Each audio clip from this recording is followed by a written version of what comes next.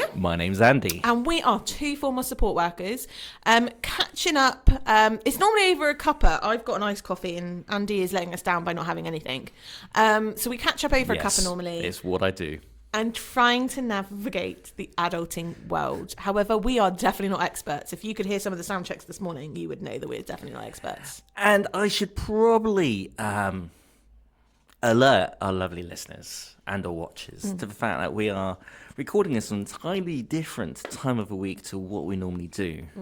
And I feel we just don't have a clue. It's like it's thrown our bodies completely out of whack. We just...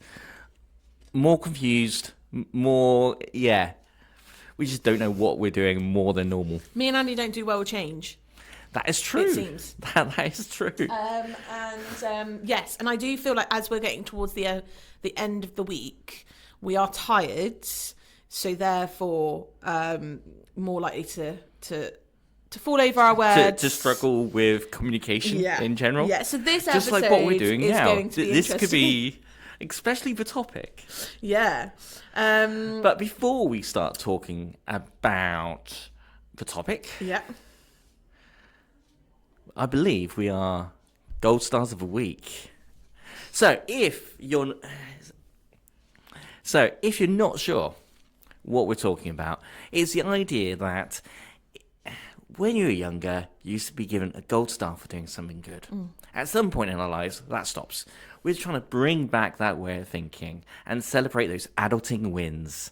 Lydia, do you happen to have any adulting gold stars? I do. He says, looking over at you, seeing how proud your face is, knowing that doing this section today was your idea as well. Well, and so just to give what context... would you like to share with the class? I will share in a minute. But just to give context, we were talking about the podcast last night over message, and Andy was like, I think we just need to go straight into the topics. We've got a lot to discuss today. And I went, what? No gold stars? And he went, why? Do you want a gold star? I was like, yeah, I do. Like... I have done wonders in the adulting world these couple of weeks. You might recall from a few episodes ago, I got a gold star for making a gluten-free lasagna. Mm-hmm. And it was great, like to taste, but it didn't look that great. It looked fine to me, It didn't look like a proper lasagna with like the nice clear cut layers. So I made one again. Okay. And I had a really domestic day whilst watching... the women's semi-final rugby. No, right, okay, yeah. The women's quarter-final rugby, sorry. I did washing, made myself a homemade lasagna, gluten-free, put all of the stuff in the slow cooker. When that was cooked, then built the lasagna, put it in the oven. Mwah, chef's kiss. It looked amazing and it tasted amazing. So I think I deserve a gold star. You know what? Gold star for a productive day. Thanks. And lasagna. I feel like you need it. Thanks, I did need it, yes. When you live by yourself, though, no one's there to go, that's great, so you need it from time to time. That's an absolutely fair point. So do you deserve a gold star at all in the last couple of weeks? What have you done, Andy? Do you think, is there any moments where you think gold star material? My daughter's turned 13. I'm fairly certain that's potentially a gold star every day from now on. No, I think that's your daughter gets a gold star. Yeah, me too. Actually, you do get a gold star. You and your wife. Yes, you do. You do. So it's on the theme of your daughter's birthday. I think it was such a lovely thing that Andy and his wife did, that they filled the hallway with balloons before your daughter came back from school. If you can't bring some joy on a birthday, when can you do it? Oh, it was so lovely. I have friends that their parents have forgotten it's their birthday. No. But yeah, I think you and your wife get a gold star right there. And I will mention that at home later. Yeah. And also, you're going to have some teenagers over this weekend for a sleepover. No. It's just a party into the evening. No sleepover. Oh, no sleepover. Oh, okay. But it's still a lot of teenagers in one house. So many teens and tweens. I'll be fine. You'll be fine. It'll be all right. So what are we talking about today, Lydia? We might just go start at the same time. Today's topic, we are going to be talking about neurodivergence. if I can say it properly. That is the topic. Incredibly long word. It is a typical, oh my goodness, I can't get my words out today. It's Friday for sure. It is a very long word. So yes, the topic today is neurodivergence. What is it and why are we talking about it? So neurodivergence is basically it's to describe how someone's brain is wired. Okay. So you've got neurodivergence and you've got neurotypical. Mm-hmm. Okay. So neurotypical is someone that doesn't have certain labels. That means that their brain is wired slightly different. So how they cognitively process things is slightly different. Okay. So some people, I don't like the word normal because I don't think that anyone's normal. Do you know what I mean? Like, we are all abnormal, and I think we're all great and fantastic in that sense. But in terms of brain wiring, neurotypical is basically the brain is wired the way it is when, how brain should be wired, essentially. Yeah. Whereas neurodivergence, the brain is wired slightly different, and some people may get certain label/diagnoses that fit under that category. Mm-hmm. So we're looking at the autism spectrum. Yeah. We're looking at ADHD spectrum. We're looking at dyslexia. We're looking at dyspraxia. And I think Tourette's also falls under that category as well.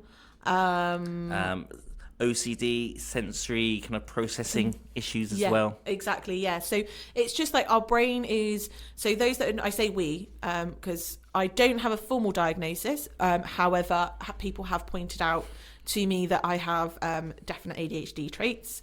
And I also did get diagnosed with dyslexia about a few years ago, quite late into my adulthood. So I am definitely in the neurodivergent sector.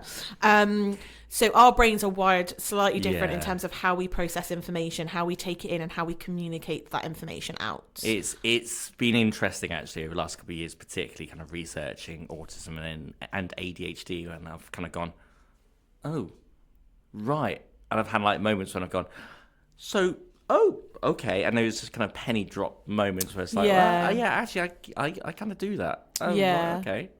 Yeah, and I think, a lot of people we'll talk a bit more in detail about those specific disorders, but I do think a lot more people are getting diagnosed with these disorders.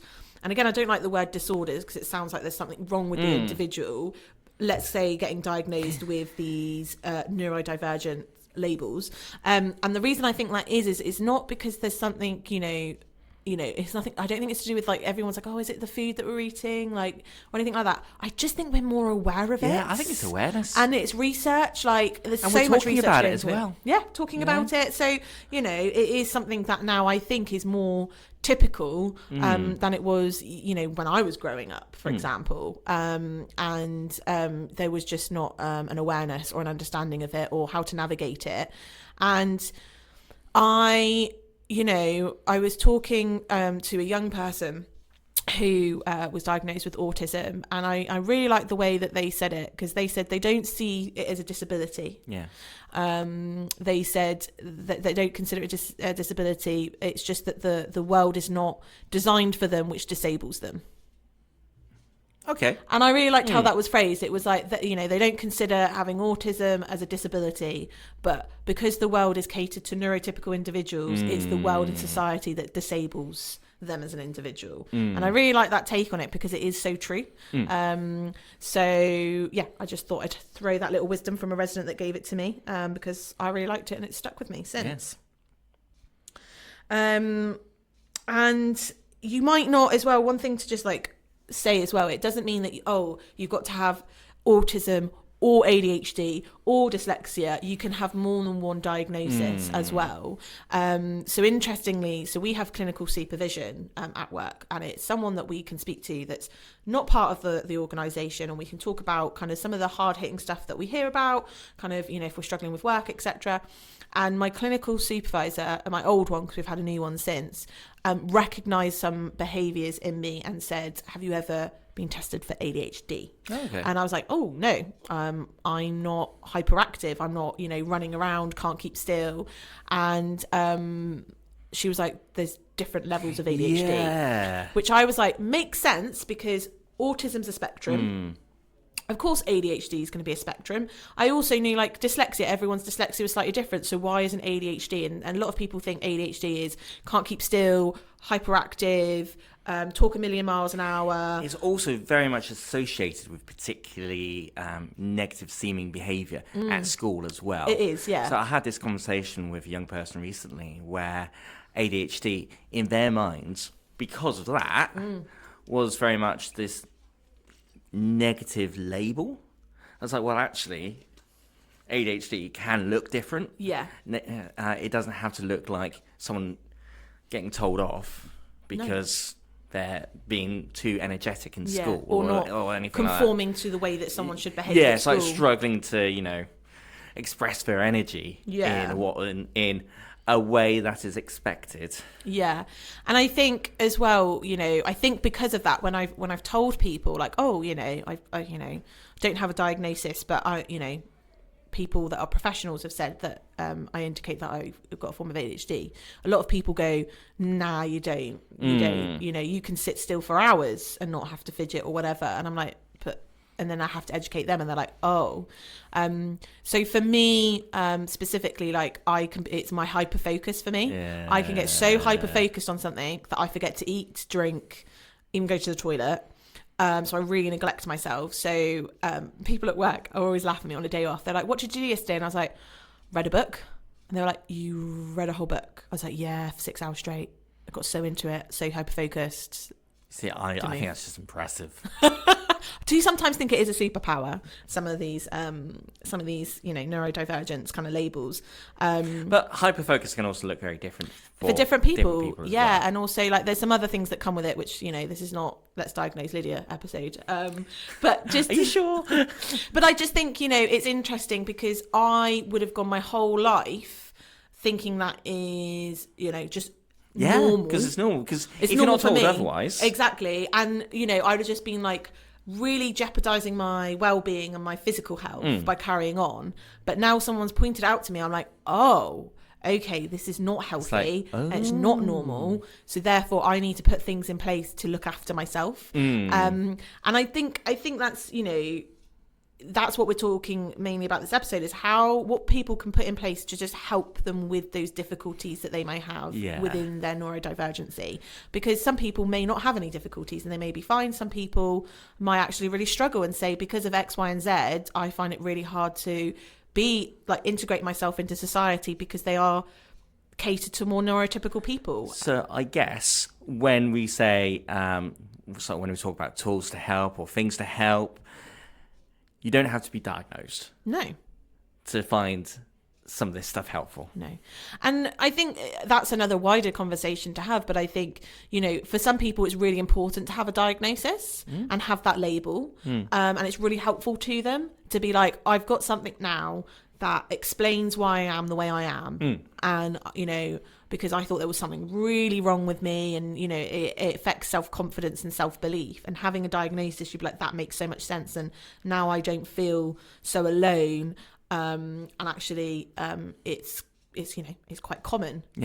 And some people are like, do you know what, I know that this is something that I've got, I don't need a formal diagnosis, and that's totally fine. But like you said, these tools do help. And when I said it is quite common, 1 in 7 people do fit in that neurodivergence kind of spectrum of various different disorders or illnesses or cognitive functions, whatever kind of label or description fits you best. So 1 in 7, that's quite a lot of people if you think about it. So tools to help. Yeah. My first gambit, my first thing to mention, at the risk of being predictable, we've talked about it before, the Finch app. Yes. Where you basically, if you imagine a little toy where you are kind of have to feed them, have to do tasks to keep them alive. Now, take that idea and apply that to tasks you do for yourself. And you get points, you get jewels, you get things every time you do one of those tasks, and proves your well-being at the same time. It does. And do you know what? I'm going to admit something, to our listeners what are you going to admit? or watchers. I neglected my bird. neglected my finch. And this again is something dear. that some of our neurodivergent listeners will get. Became so hyper focused on it, used it all the time, and then I could find myself just not being able to go on the app. I was like done with it. It's all right, Finch, I still love you. Finch, I do love you, and I still have the bear that you, or the Finch plushie that you so kindly gifted us, and I talk about it to all my young people because I do think it is great. It's just how my brain is wired, okay? No, I think I get it. I think because if you don't kind of keep that mark, if you don't keep going, it's like, well, I'm done with that. I've kind of moved on to... Yeah, for me, I get obsessed with things. Really, like, I'm hyper-focused and obsessed with things. So it could be, I don't know, a video game, a book, a TV series. And then I've consumed it so much that I just can't go near it. That's just how my brain's wired. Yeah. However, I have noticed my life being slightly below excellent. Okay. Because of not using Finch. Interesting. So I have noticed that Finch helped me a lot to keep on task for things that my brain does not like me to remember on its own. Shall we say to be continued? To be continued. On that topic. Yes. And let's see what happens. But it is a great app. The other thing, so I was scrolling on Instagram yesterday, as you do, and I found a great independent company that has been set up. I think he was 11 at the time. I think he has got older since. Well, hopefully. And he himself has autism. And along with his autism, he found clothing really difficult because of the sensory sensitivity that came with it. And a lot of the clothing, the material isn't designed for someone that has sensory sensitivity and can be quite itchy, like labels, and then you cut them and then the label stabs in your back. And this boy has created T-shirts for kids and adults that are comfortable for people that have sensory sensitivity, and it's called Comfort Clothing. We'll leave a link to their website in our show notes. The website is comfort.co.uk, but it will be in the show notes. Yeah, and I am looking at buying one myself because sometimes I do get T-shirts and I find them a bit itchy, and I just think, why can't we all be comfortable? And what is great is that they in the T-shirt it's got a hidden pop, you know those pop things? It's like a little fidget toy. Yeah, a little fidget toy in the hem, and they've got removable labels so you can take the label out and it's not sticking into your back. And they do kids and they do adults as well. They've only got T-shirts at the moment because it's still quite a new company, but I think this company is going to go really far because I haven't seen many clothing companies that are designed for people that have sensory sensitivity. It is a unique company. And also, I thought the pricing for something that is designed and is an independent business is in line with what you would pay on a normal T-shirt, which you find, it's hard to find those kind of companies. Yeah. So I'm looking forward to getting myself a T-shirt from Comfort Clothing. But yeah, it's worth checking out their website, especially if you've got kids that have sensory sensitivities or yourself. You can get some adult T-shirts as well. And they've got some other things on there like toolkits and stuff that you can purchase as well. The other thing I am using and I am wearing it at the moment. So I don't know if you can see on the camera. Oh gosh, dropping my phone. That's great, isn't it? It's a necklace. Yeah. And the company is called Fidge. And again, it's this lady that set up this business, and it's fidget jewelry. Okay. And it's a little bit, I would say, I've seen a lot of fidget rings online, and I'm not sure whether they are any good or like if I use it, it's going to go green or it's going to break. So I looked at this company and it had really good reviews for an independent store. It's had about 140 5-star reviews. And basically, this necklace is my favourite one. It's the cloud one, and it's magnetic. So for us ladies that tend to wear necklaces, trying to do a necklace up can be a bit of a pain. So you can just magnets. Right. But then it's a fidget toy, so you can play with the magnet like this. You can twist it. And then what I do tend to do when I'm watching TV is I tend to flick it. So it makes like a little clicking sound. I don't know if you can hear that. And then also I've got the fidget earrings as well, which has got like a little metal silver ring, so you can play with it if you like to fiddle with your ears as kind of a fidget tool. And again, really affordable pricings for an independent store for pricing. And it arrived really quickly for me, and it's been the best thing ever of me sitting there and just playing with a necklace. rather than me having to remember to bring a fidget toy. Because I tend to leave it on the side and not use it. It's just really easy to also put them down and go off and do something else, and all of a sudden it's like, it's not with you anymore. Exactly. So therefore...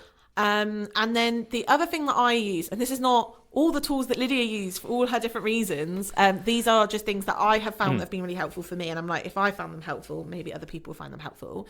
So yes, I have written dyslexia.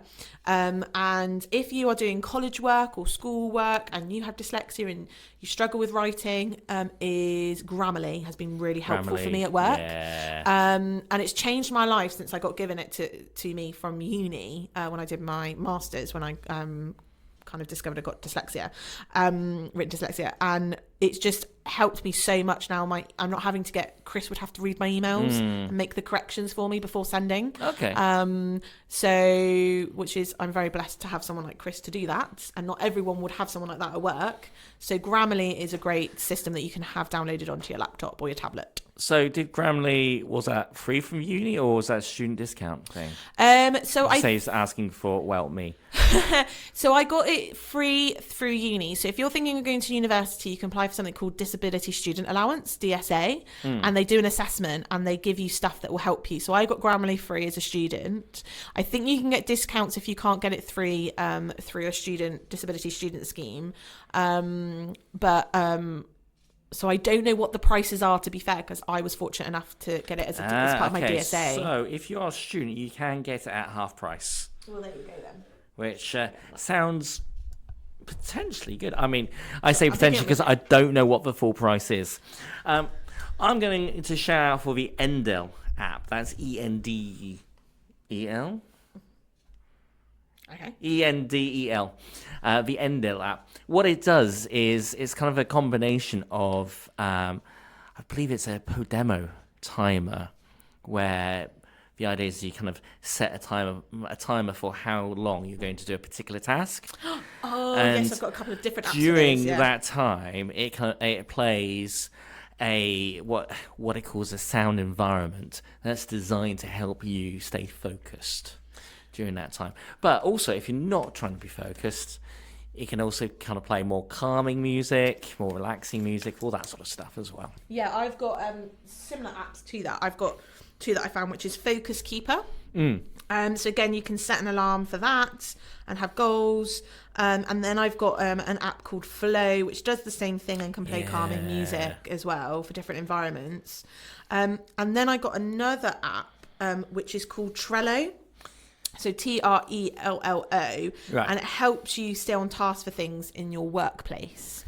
So you can have like daily tasks, a workboard, and things like that. At the risk of confessing, Trello is one of the many task apps I've tried.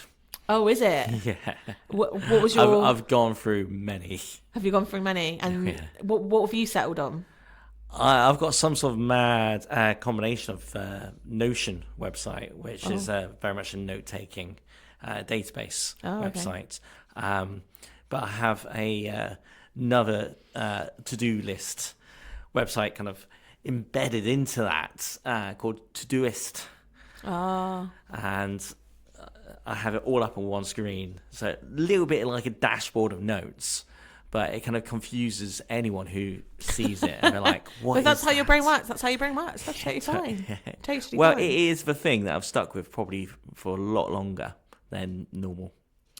Also, what I would say is, if you're not sure what works for you, or you're like, "Oh, I don't know what needs to be like in my kind of toolkit to support me," there is kind of toolkits that you can find online. I'm going to try and find the one that I've used with residents and send it to Andy so he can add it to the list. Add it to the list. I can't remember the name, but it's like a sensory kind of toolkit booklet that you work through, and it asks questions. So then you can build a sensory toolkit at the end of things that help you feel calm and reduce kind of your state of overwhelmingness. They use the state of arousal, so you can have high arousal for if you're overstimulated, low arousal.